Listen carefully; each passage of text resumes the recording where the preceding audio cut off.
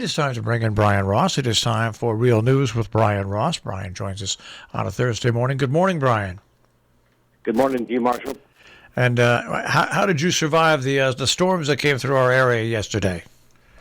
Well, I survived them by heading to New York, where I'm speaking from this morning. But I heard of the great generators kicked in, and the hail came down, and it's spring in northwest corner.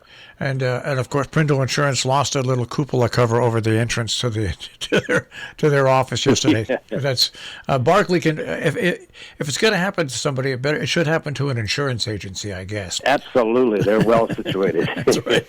Exactly. Well, but it's been such a beautiful spring weather, and I think that also the great news this week was a verdict that brought justice to so many in this country and brought justice to the family of George Floyd. I was going to say the nation's side, well, I'll say 99% of the nation's side, a collective sigh of relief when basically the jury came down on all three counts, guilty, guilty, and guilty.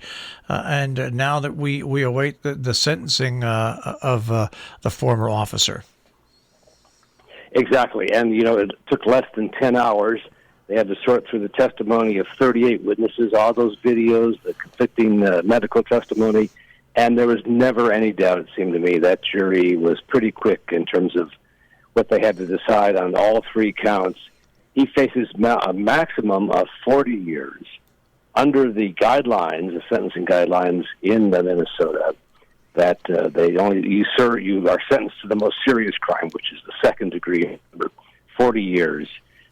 Generally, the guidelines call for a first offender to be sentenced to 12 and a half years. But the prosecutors they've got what they call aggravating facts and circumstances.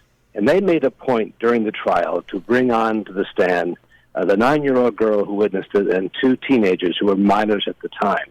And under Minnesota law, a crime committed in front of a minor, in front of a child, is an aggravating circumstance which could add to the amount of time that Derek Chauvin was served behind bars. I think he's looking at decades. Yeah, I somebody asked me about that yesterday, and I said the same thing. They said, well, don't they add all the three charges? So I said, no, they take the most serious charge.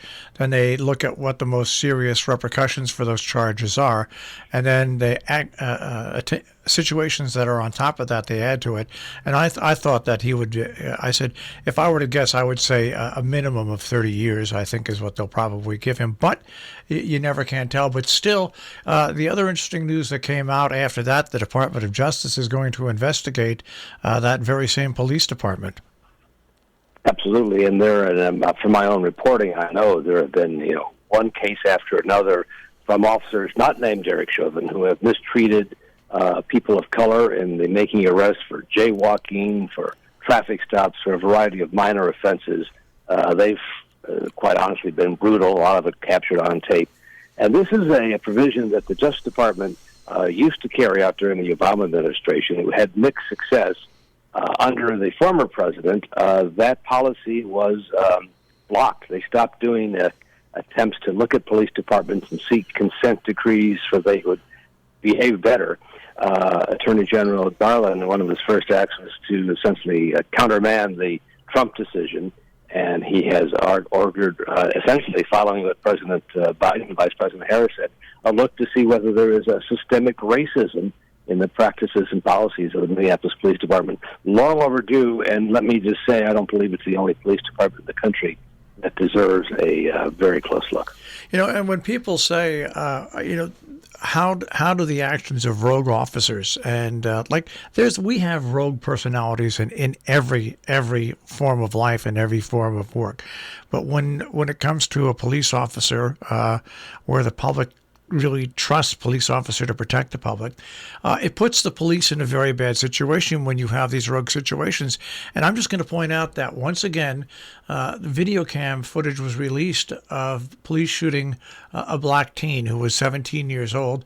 The police came upon this teen who had charged two women with a knife in front of the officers, and one of the officers shot. Now we have to wait and see what comes up out of this. But once again, let's say the two people that were being attacked with a knife were in a serious situation, and the person was warned to stop, and they didn't stop. All of a sudden, any action by a police officer comes into question. And this is the bad thing about rogue police. It paints all police officers as being horrible. And you know what? We need police, and there are a lot of tons of great police officers out there, and it brings all their actions into question. This is the problem with rogue policing. Right, and you say rogue policing. I think in Minneapolis, you could call it rogue, but Derek Chauvin, during his 19-year career, had at least 18 complaints from citizens about brutality. No action was taken against him. And I think the question is, how do departments deal with officers who are bad cops? And I think everyone agrees Derek Chauvin was a bad cop. His chief did. The two supervisors above him did. Police unions all agree he was a bad cop. But I think the larger question is, he was allowed to stay on the force despite those complaints. And what was the message sent to Derek Chauvin? I can do this. I can get away with it. He was not bothered, as we saw in that video, with people shouting at him, let go of the guy. He had a kind of nonchalant look. And frankly, the mugshot released after he was taken away in handcuffs and booked at the Hennepin County Jail shows a kind of defiance, I think, in his eyes. It's a total lack of. There is absolutely no remorse. You can just tell there's no remorse, and I don't even think there's any worry. You're right. That was an amazing. The mugshot is the eyes tell it all, and there's just those eyes are empty of emotion, absolutely empty of emotion. I want to go on to another story that I think is really interesting, and that is Joe Biden. President Biden has announced a very ambitious plan for the U.S. to have emissions by 2030. It's created a lot of talk and stir on the media already.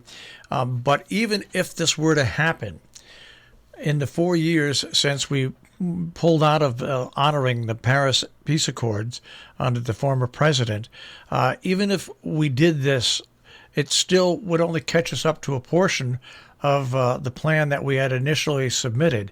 I think it's a bold move by President Biden to really show the rest of the world we want to rejoin and work hard on these international issues.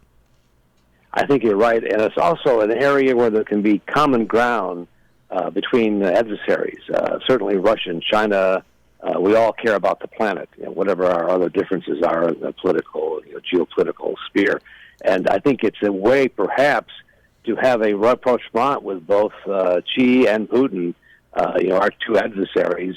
And, there's growing concern about what Putin's up to in Ukraine with a massive amount of soldiers and jet fighters parked right near the border. There's great concern that a showdown is coming.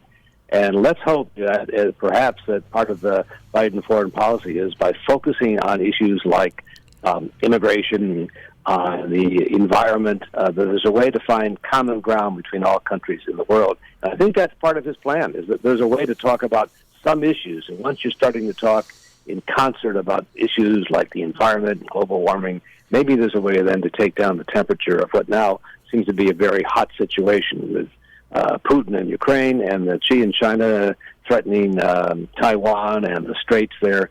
So there's a lot going on in the foreign policy area that we haven't paid much attention to, but we probably should. And don't you think that we really have to? People always talk. We've got to start learning to talk. Republicans and Democrats in Congress and the House. I think it's more important for us to reestablish ourselves first of all in the world and open up those lines of communication again, honest lines of communication, not Twitters, but with other countries. Then once we get that established, then the second part of it is we have to show to everybody else that as a government we can get along with ourselves and do the same things in our own country. Right. We saw the Chinese criticize us. Like, who is the United States to criticize others for democracy with what's happened here? So it looks to me like we're digging out of a very deep hole that was dug there by the previous administration. America first meant America alone, and we can't really solve a lot of these problems alone, and we're not going to defend the world alone either. Yeah, it's an interesting situation. And one final note here, which I don't think people realize when we talk about. I want to go back to the Suez Canal and the ship getting stuck there. Do you realize that there's a great story that the BBC had put out? There is a program they have for captains of ships, that these tankers. It is a replica waterway. It's part of what they call the Port Revel Training Facility, where mariners can go and train and practice to navigate the Suez Canal and other canals.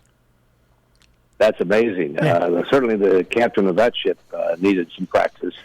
I guess although high winds played a role, and it is a narrow passageway, as we've seen, and at least that there's a choke point there.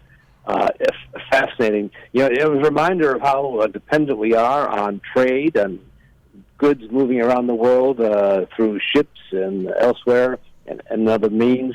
We are all pretty well connected in this world, and the notion that we could do anything alone or by ourselves, it's folly. And glad to see a foreign policy that recognizes, partnerships with our countries. All right, Brian, it's always great to check with you, and now that this trial is over. Absolutely, and I hope you survived the storm okay. I heard from some of my friends up there that it was pretty rough. It was pretty rough. The second half of the tree didn't come down yet, but hopefully these tree people are so busy. Hopefully it'll come down before the next storm rolls through. Yeah, and good buddies at Apple are working overtime, I'm sure, this morning. Absolutely. All right, Brian, we'll speak to you next week. Take care, Marshall. Bye. Take care.